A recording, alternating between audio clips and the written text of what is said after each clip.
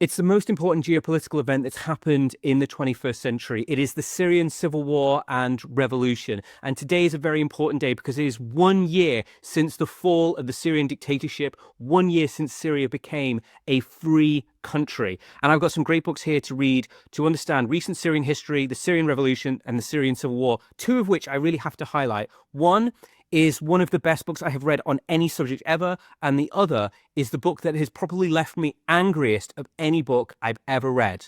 John McHugo's Syria, A Recent History. This is an overall narrative history of Syria over the last 100 years, since the collapse of the Ottoman Empire, through French occupation, the rise of the Ba'athist dictatorship, onto the beginning of the Syrian civil war.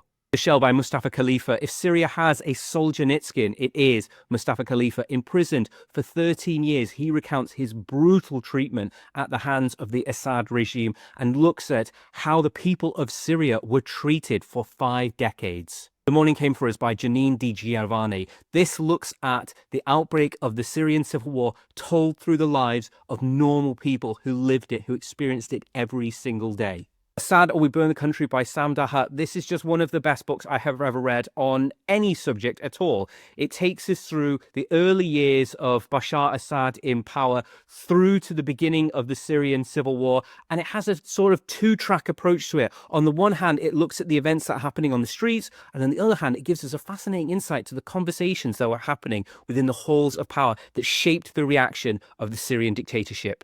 Syria After the Uprising by Joseph Dahat. This talks about why is it that the Syrian regime didn't just immediately collapse, and it gives us an analysis to try and understand what exactly was the Syrian dictatorship of Bashar Assad. No book has ever made me angrier than Alex Bellamy's Syria Betrayed. This looks at the international community's reaction to the Syrian civil war, which all too often was typified by antipathy. People in the international community convinced themselves there was nothing they could do and therefore justified doing nothing. And all too often, the international community actually helped prolong the conflict. It's 1 year since Syria became a free country, so if you want to understand this fascinating country and the terrible trauma it's been through, there's never been a better time to pick up a great book about Syrian history. To pick up one of these books, comment book below or click the link on my bio to see our curated reading list, and follow Ancient to Recent for more book reviews and recommendations just like this.